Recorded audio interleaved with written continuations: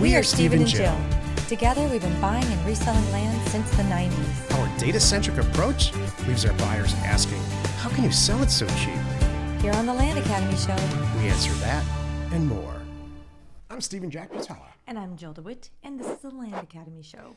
This is episode number 2211. Today, Jill and I are talking about why follow-up can turn rejected offers into land deals. I love this. This is a huge key part of our business. I don't think we talk about it enough. That's why I put this topic in here today. You know, it's funny. We're gonna This hear from Jill.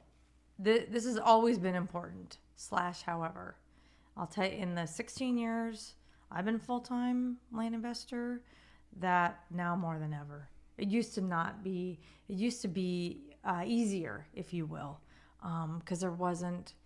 I don't know. It just was a whole different environment back then. I would say, people didn't have the tools. Meaning, the general public didn't have ways to look up what their house was even worth back then. They didn't know, and just this opportunity presented itself. It was so new and so unique.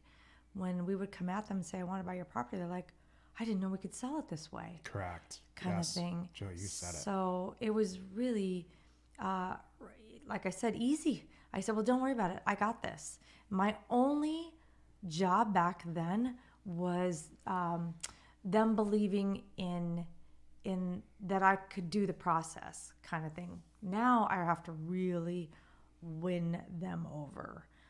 So we'll talk about that more when we get into the show. All week this week, it's a pretty good advice week. Next week, we're going to have amazing advice for you. You're such Let's a see how stinker. patient you are. I clearly didn't write this. I had nothing to do with this. Each day on the show, we answer a question from our Land Academy Discord forum, and we take a deep dive into land-related topics by your request.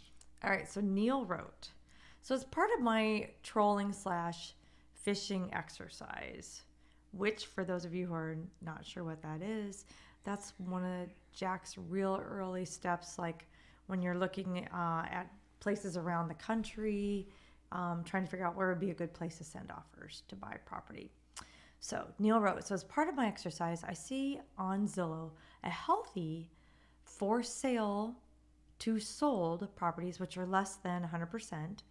But when I pull up Realtor to research the data for the corresponding areas, and even by zip codes, that for sale to sold value is above 100%. He said way above 100%. This is such a good question. I'm looking in Zillow, I go cross-check it and Realtor, and now it throws my numbers off. So I'm wondering, should I stop considering those zip codes, as it does not seem to fit the radial green test due to the higher for sale to sold, ratio/value in Realtor, despite, Zillow showing it the other way? So this is a fantastic question. You need to know where the source of data is coming from always. Realtor.com is the National Association of Realtors who have created and control the MLS, the multiple listing service. There are, I think, 344 separate individual MLSs all over the country, and they pay dues up to the National Association of Realtors, those small organizations. So when you become a real estate agent, you join the MLS where you think you're going to buy and sell a real estate in one of those 344 places. If it's 345, please don't blow my inbox up. It's some number close to 344.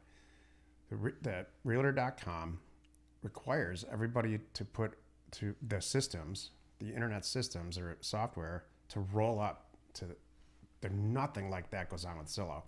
Zillow is a startup company that started in Palo Alto. I'm almost sure it started in Palo Alto to be a competitor / information provider for another way for people to sell property, including real estate agents. Sometimes they feed into the MLS, sometimes they don't. There's considerable differences, huge differences between what goes on in Zillow and what goes on in Realtor.com. And we use Zillow a lot because people who have vacant land tend to post it there because it's just a great place for land, and it's a really easy interface for us to see what's active and sold. You can just kind of split between the two screens to see. What I love about this is he's questioning it.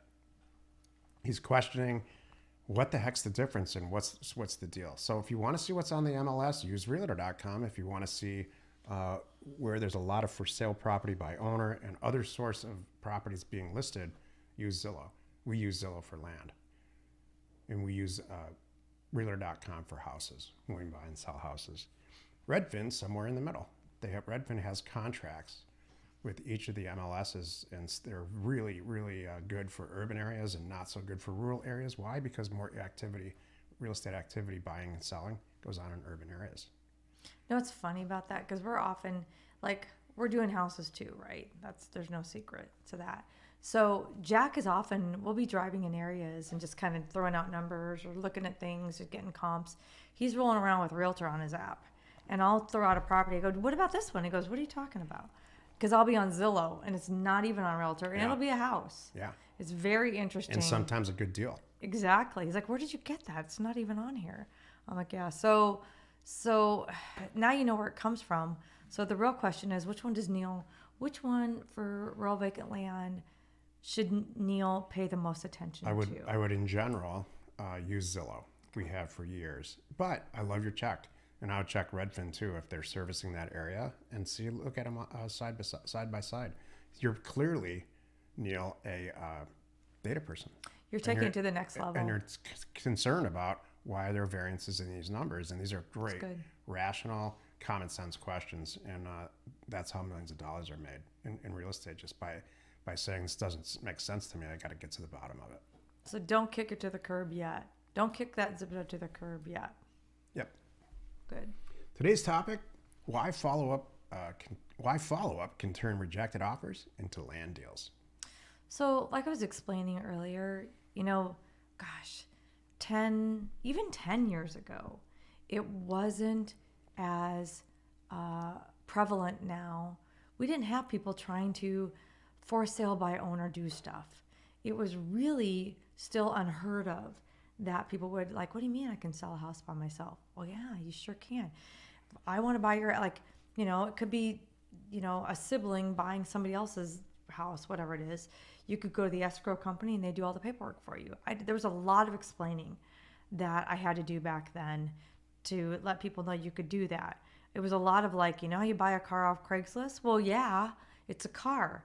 You can do it with a house. What are you talking about? And even before that, remember when the first thing that came out, that eBay, remember people were like, what do you mean I can buy a car off eBay? And then you found out you could buy a house off eBay. Now you can buy a golf course off eBay. You can buy all kinds of things. It's crazy now. All this stuff, it's so accepted now. People get it. So I don't have to deal with that hurdle, I should say. So now what's going on in our world is it's so important is winning over sellers. That's the whole point here. The topic is, why follow-up can turn rejected offers into land deals.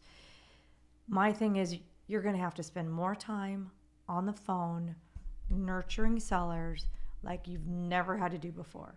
And at this time, it's not about what's possible. It's not about how this works. It's not about any of that. And even your company is not even as questioned. It's more about you as an individual. And the best way that you can win over sellers and get great properties today at great prices, still doing what we do, is you following up, being a real person, understanding their objections, overcoming their concerns and objections, and getting that deal done. And follow-up is a big one. Nowadays, they're not sitting around waiting for your phone call, kind of thing. So you have to, you almost have to push these deals through.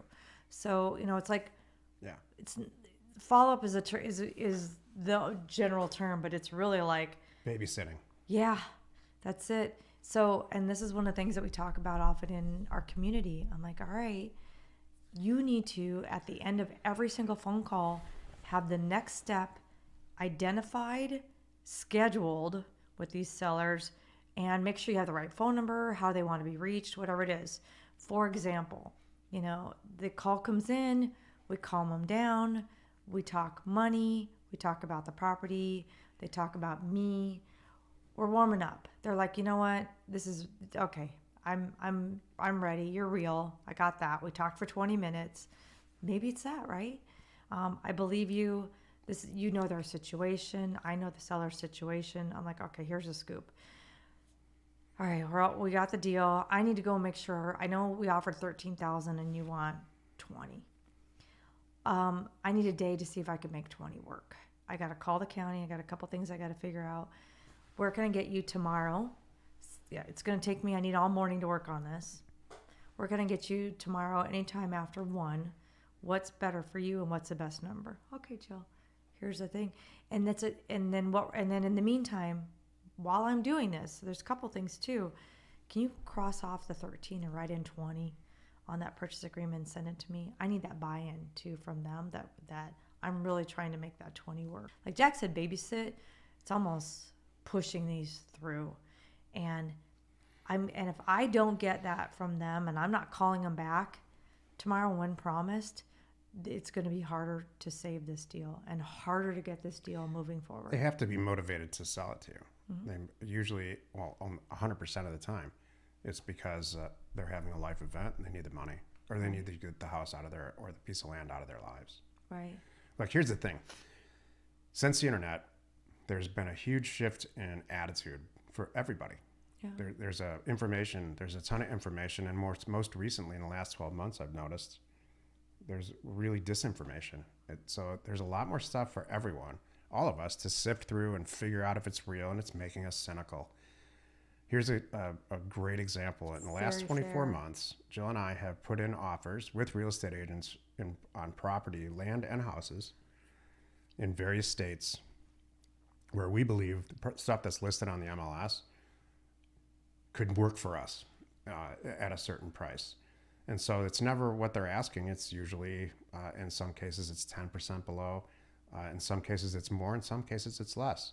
In every case where we came in where it was not within 10% of the purchase price, we didn't even get a response. It's very interesting. That's never happened. And that's 16,000 deals that I've done. That has never happened. We would always we would engage the broker at least the real estate agent or the broker would call us back. The listing agent, we would engage them and start a conversation about why we want to buy it. Here's a justification. And there would be a back and forth discussion and usually a back and forth negotiation on the price.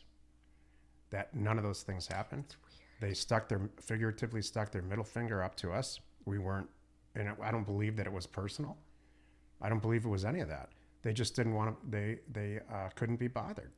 It's weird. There's so much cynicism in this industry. So my point is when Jill says she's following up and engaging in this seller, there's no real estate agent involved in these land deals the way we do it, then the deal's going to get done. Right. Because just by the fact that she's calling them back, engaging them and saying, please sign it. If the price works for you, it doesn't, we'll talk about that. And let's have a half-hour conversation about it and see how we can get this deal done for you if you want it to be done. After all, we are writing a check here. That's the point. There's a point where you're right. Like some of these deals, I'm like, they don't want to sell. They clearly don't want to sell. And that's fine. So that's a whole nother talent and a whole nother discussion that we will talk about. Because that takes a little bit of experience to pick up on. So, and it's not you. We don't seem to, as a society, engage in each other anymore. We seem to just criticize whatever the other person is saying. Oh. And I don't think it's industry specific or generation specific. I think it's the internet. It's just everyone's got a knee-jerk, fast troll type opinion about whatever anyone says, even really nice stuff. I'm gonna wrap it up for me on this topic, which is this: the bottom line is, if you have to push the deal through all the way to closing, not in escrow. I agree. To closing, done, deed recorded. That's the kind of, that's still follow-up as far as I'm concerned, making sure it's going. that's how you're going to get these deals done. And if it's a rejected, the whole thing is, well, you guys are talking about, well, it's not a rejected offer yet. Well, kinda. We weren't on the same page about price, but we get to the same page and we get to a number that works.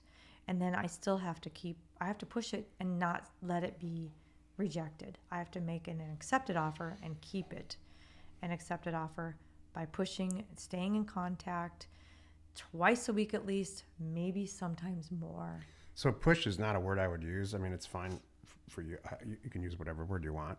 But what I see, what do you like? From what I see when I hear you doing these deals throughout the office is engagement. I just think and some people need to be over engaged. True. Or handheld, or it's yes. not pushy. It makes me think of a auto dealership. It's not a hard sale. Jill's not a hard. No, I'm not pushing. I'm pushing the deal through. I'm not pushy on the phone. It's just some people need more engagement. I've got to be, what's the word I'm looking at? Just kind of own it. Proactive. There we go. That's a good one. That's good. Join us tomorrow where Jill and I discuss building a land investing business that survives any market. You are not alone in your real estate ambition. We are Jack and Jill. Information and pushiness. To buy undervalued property, hopefully. I had to say that. We hope you find our content valuable and we appreciate your support. If you have not already, please check out our channel and hit the subscribe button. And your comments and suggestions help us to create the content you're here for. Hitting the like button helps to support our channel's algorithm and gauge your interest for future shows.